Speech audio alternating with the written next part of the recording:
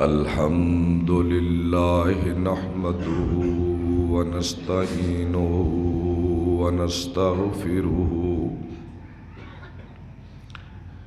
ونؤمن به ونتوكل عليه ونعوذ بالله من شرور أنفسنا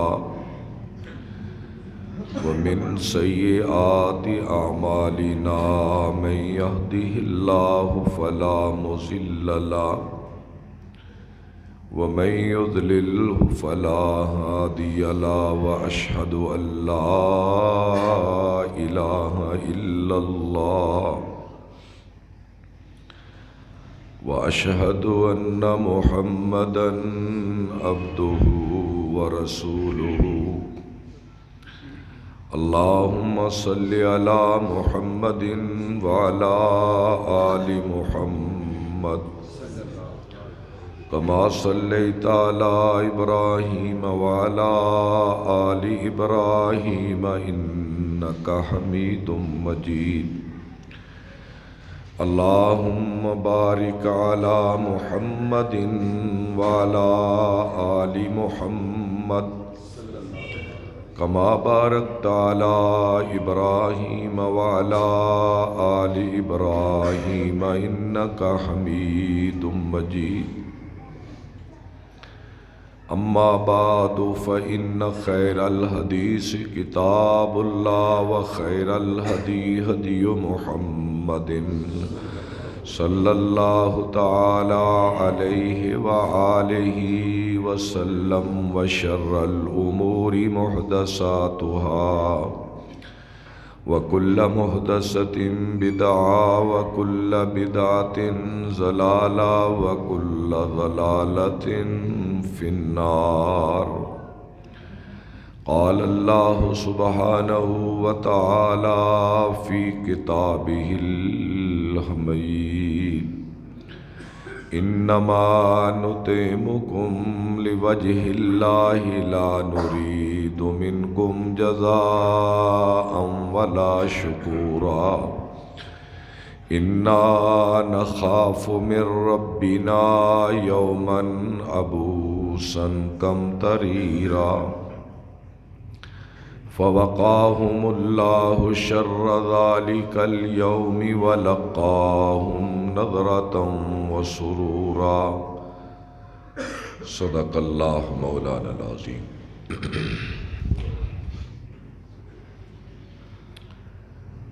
ہم تو تمہیں اللہ کی رضا کے لیے کھلاتے ہیں،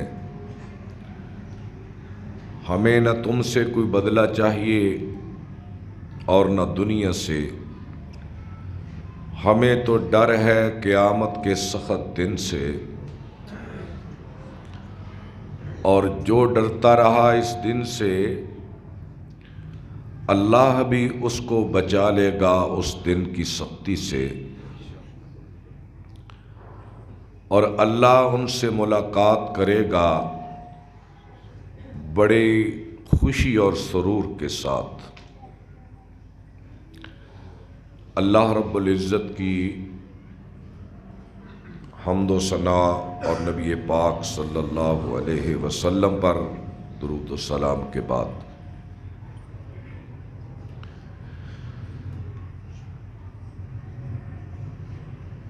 یہ دنیا ایک گزرگاہ ہے، یہ ہمیشہ کے لیے بنائی نہیں گئی. اس کو دار الامتحان بنایا گیا اور قیامت کے دن کو دار الجزا کہا گیا. جو بھی اس دنیا میں آیا ہے وہ یہ راستہ طے کر کے اپنی منزل قبر تک پہنچ جائے گا، اور اس میں نہ دو رائے ہے اور نہ کسی کو اس سے اختلاف ہے. اور قبر آخرت کی منزلوں میں سے پہلی منزل ہے. جو یہاں کامیاب ہوا وہ آخرت میں بھی کامیاب، اور جو یہاں ناکام ہو گیا وہ برزخ کی ساری منزلوں میں ناکام۔ اس لیے انسان کو یہ بات چاہیے کہ وہ ہر لمحہ نیکی کا شوق رکھے اور برائی سے بچنے کا اللہ سے خوف رکھے۔ اب یہ کس طرح انسان کے اندر یہ جذبہ پیدا ہو سکتا ہے کہ وہ نیکی کا شوق رکھے اور برائی سے بچنے کا خوف رکھے؟ قرآن مجید نے اہل ایمان کی صفات بیان کرتے ہوئے پہلی صفت یہ بیان کی ہے کہ وہ غیب پر ایمان رکھتے ہیں۔ اور غیب کیا ہے؟ غیب ہے قبر، حشر، جنت، دوزخ، ملائکہ اور اللہ کی ذات عالی۔ یہ سب چیزیں ہماری نگاہوں سے غیب ہیں۔ اور جب انسان کا یہ ایمان پختہ ہوگا کہ مجھے مرنا بھی ہے، مجھے جواب بھی دینا ہے، اللہ کے سامنے پیش بھی ہونا ہے، تو یہ چیزیں انسان کو برائی سے باز رکھتی ہیں۔ لیکن حال کیا ہے کہ ہماری زندگی کے سارے منصوبے موجود ہیں، لیکن ہمارے منصوبے میں مرنا موجود نہیں ہے۔ ہمارے منصوبے میں یہ بات موجود نہیں ہے کہ میں نے منو مٹی کے تلے بھی جانا ہے اور وہاں میں نے گلنا سڑنا بھی ہے اور میرا جنازہ بھی اٹھ جائے گا، میری اولاد میری میت پہ بھی روئے گی، میرے عزیز و اقارب بین ڈال ڈال کر مجھے یاد کریں گے۔ یہ انسان کے منصوبے سے بات نکل چکی ہے۔ آپ صلی اللہ علیہ وسلم نے ایک دن حضرت ابو سفیان سے کہا، یا ابا سفیان واللہ لتموتن، اے ابو سفیان اللہ کی قسم تو ضرور مر جائے گا، ثم لتحشرن، مر کے بکھر نہیں جائے گا بلکہ مرنے کے بعد تجھے اکٹھا کیا جائے گا، تجھے اٹھایا جائے گا، ثم لتسألن، پھر تجھ سے پوچھا جائے گا، فمحسنکم فی الجنہ، جو نیکیاں لے کے آیا وہ جنت میں چلا جائے گا، ومسیئکم فی النار، جو برائیاں لے کر آیا وہ دوزخ میں چلا جائے گا۔ یہ دنیا اور آخرت کی ساری حقیقت چند الفاظ میں آپ صلی اللہ علیہ وسلم نے حضرت ابو سفیان کو سمجھا دی۔ تو اس لیے سب سے عقل والا، سب سے دانا، سب سے دانشور، سب سے حکیم انسان وہ ہے جو اپنی موت کو یاد کرتا رہتا ہے۔ آپ صلی اللہ علیہ وسلم نے فرمایا، پوچھا گیا من اقیس الناس، یا رسول اللہ سب سے عقل والا کون ہے، سب سے دانا کون ہے؟ آپ نے فرمایا اکثرہم ذکرا للموت، تم میں سب سے دانا وہ ہے جو سب سے زیادہ موت کو یاد رکھتا ہے۔ اور پھر پوچھا گیا یا رسول اللہ من العاجز، بے وقوف کون ہے، سب سے احمق کون ہے؟ آپ نے فرمایا من اتبع نفسہ وتمنى علی اللہ، کہ بات اپنے نفس کی مانے، بات اپنی خواہش کی مانے اور اللہ سے بخشش کی توقع رکھے۔ یہ میری امت کا سب سے بے وقوف آدمی ہے۔ آج ہم اپنے گریبانوں میں جھانک کر دیکھیں، کیا نوبت یہاں نہیں پہنچ چکی کہ ہم دین کی بھی تعویل کر کے اپنے نفس کے مطابق بنا لیتے ہیں؟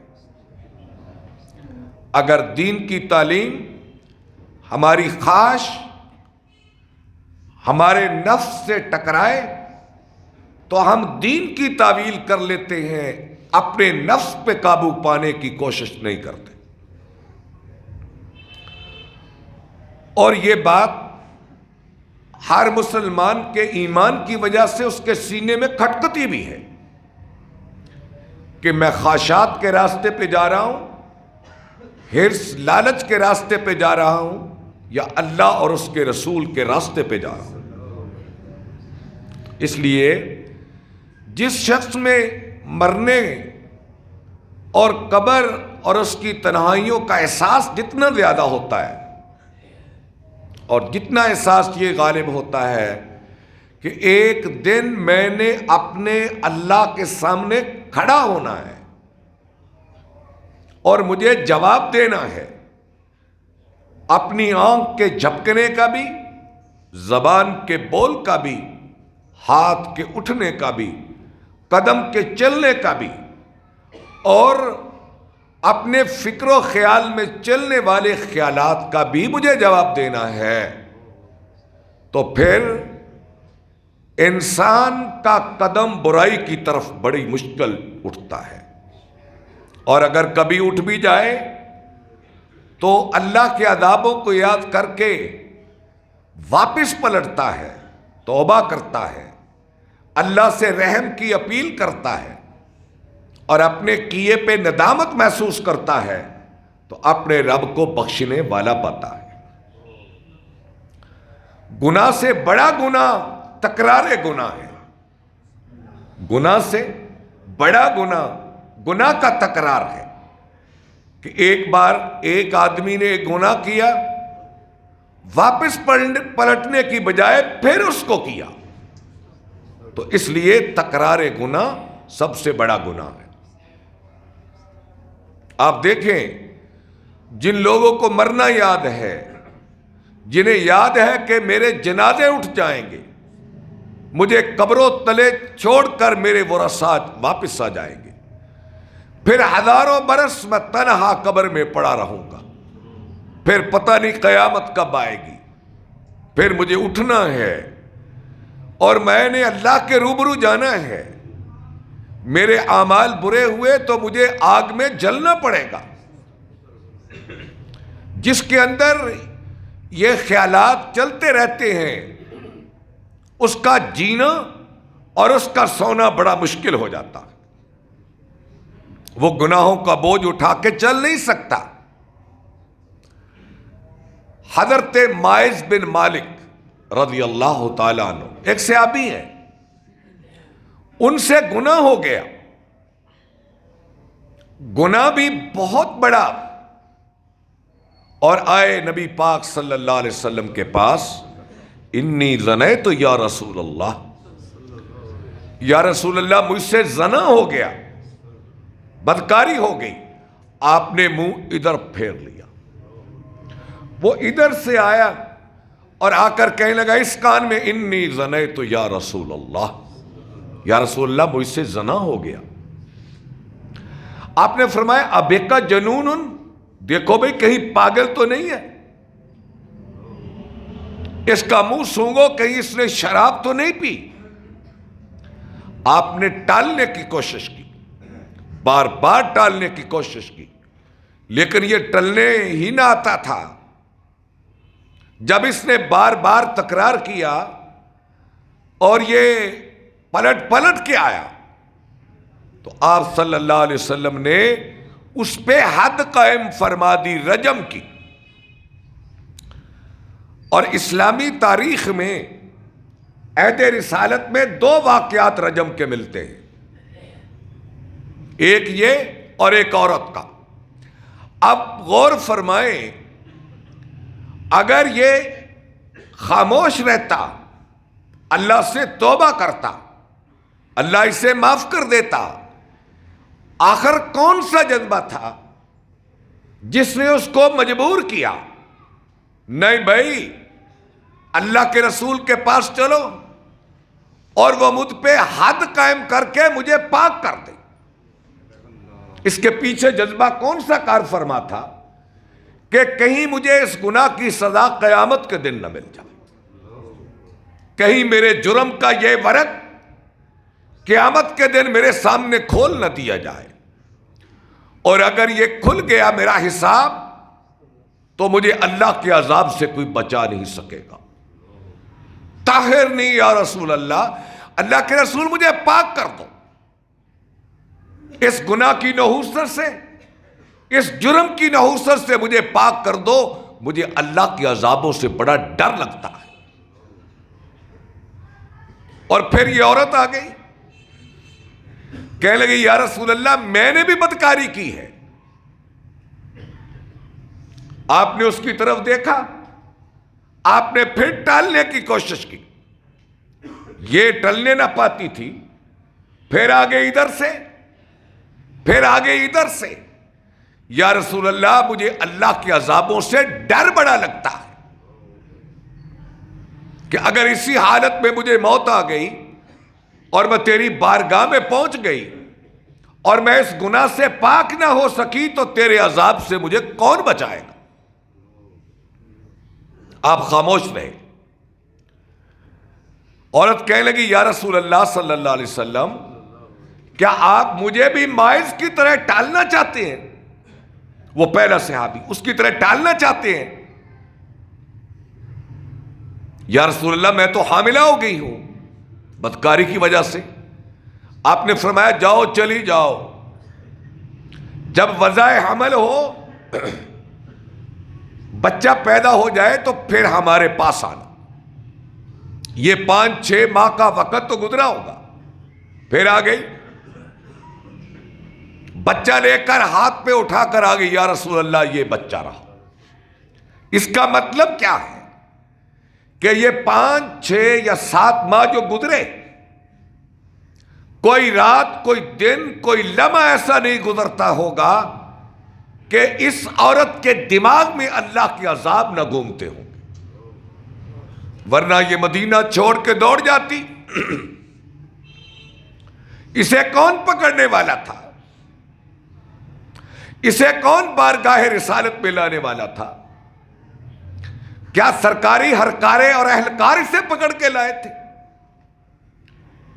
کیا کوئی قانون اسے گھر سے لے کے آیا تھا؟ کیا کوئی طاقت اس عورت کو حضور کے پاس لے کے آئی تھی؟ کیا کوئی لالچ اسے حضور کے پاس لے کے آیا تھا؟ نہ لالچ، نہ غرض، نہ طاقت، نہ خوف، نہ کوئی قانون، نہ کوئی تعزیر، نہ اہلکار، نہ ہرکارے، کوئی اسے لے کر آنے والا نہیں تھا۔ اب آپ نے فرمایا بھائی جاؤ اسے دودھ پلاؤ، اسے اس کی رضاعت کو پورا کرو، جب یہ کھانا کھانے لگے تو پھر ہمارے پاس آنا۔ اب 1 سال گزر گیا، 1.5 سال گزر گیا، پھر اس کی رضاعت کے ایام پورے ہوئے۔ یہ اللہ کے نبی صلی اللہ علیہ وسلم کے پاس اس حالت میں آئی کہ اس بچے کے ہاتھ میں روٹی کا ٹکڑا تھا اور وہ منہ میں چبا رہا تھا۔ کہنے لگی یا رسول اللہ جلدی کرو، اب تو بچہ کھانا کھانے کے قابل بھی ہو گیا ہے، اب پھر پیچھے چلے جائیں۔ یہ 1.5-2 سال کیا اسے بات بھول گئی تھی؟ اس کی استقامت دیکھو، اس کے فکر و خیال کی طاقت دیکھو، اللہ کے خوف کا احساس دیکھو، دوزخ کی آگ سے بچنے کی تدبیر دیکھو۔ یا رسول اللہ یہ بچہ اب دودھ پینے کے قابل تھا، اب کھانا کھانے کے بھی قابل ہو گیا۔ آپ نے فرمایا اب اس پہ حد رجم قائم کر دو۔ اسے زمین میں گاڑا گیا اور اسے صحابہ نے رجم کیا، یعنی پتھر مارے۔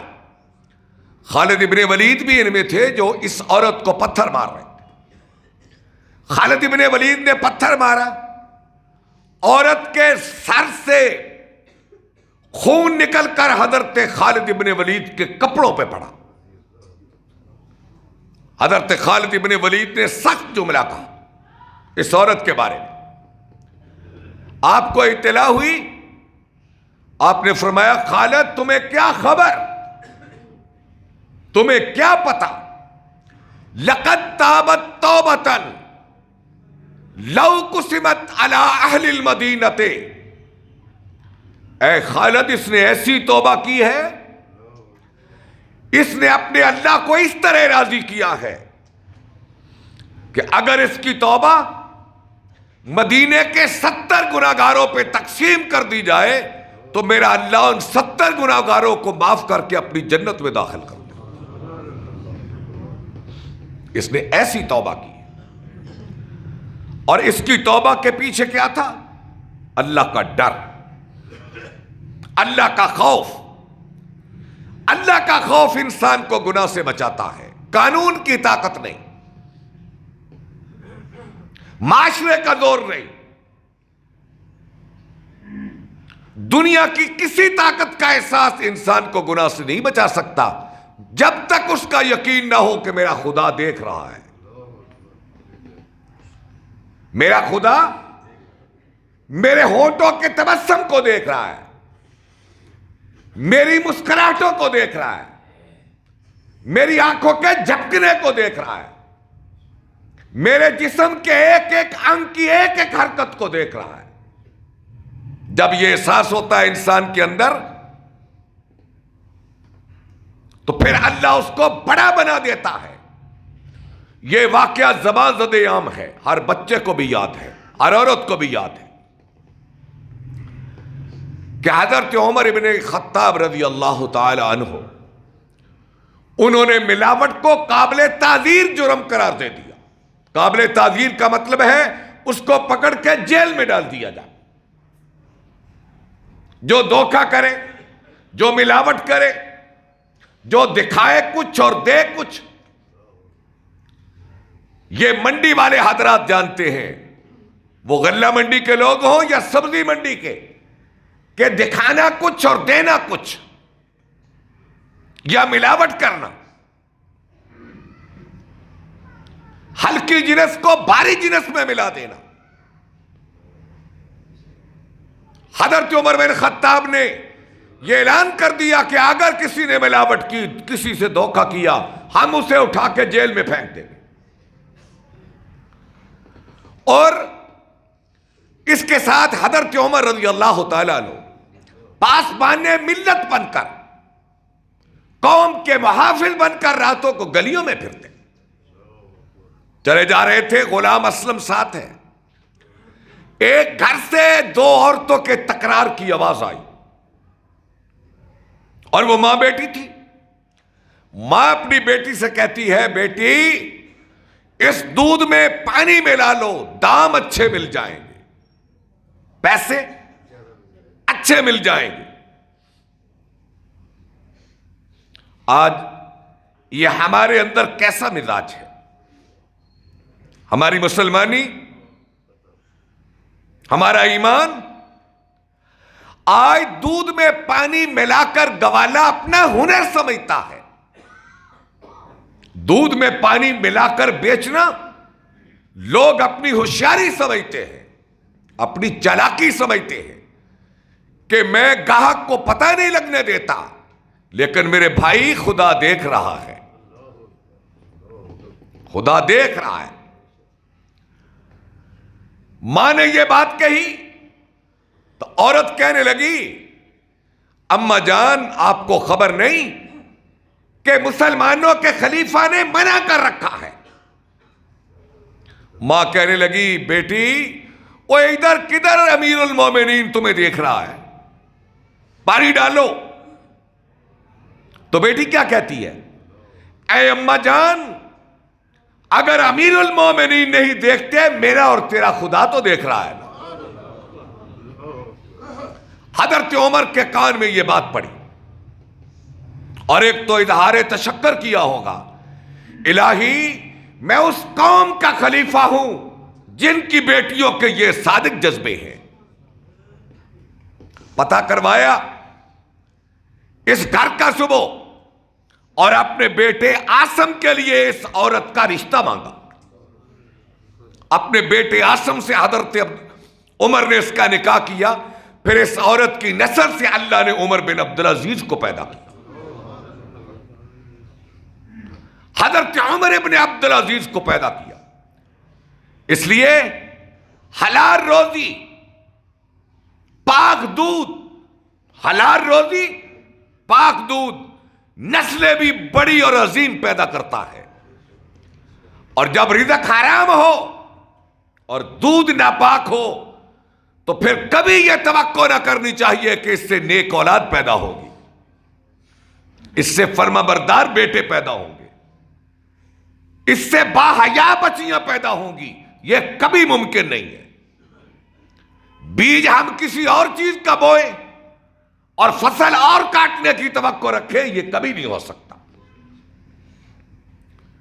حضرت عبداللہ بن دینار رضی اللہ عنہ، یہ حضرت عمر کے پرائیویٹ سیکٹری سمجھ لیں.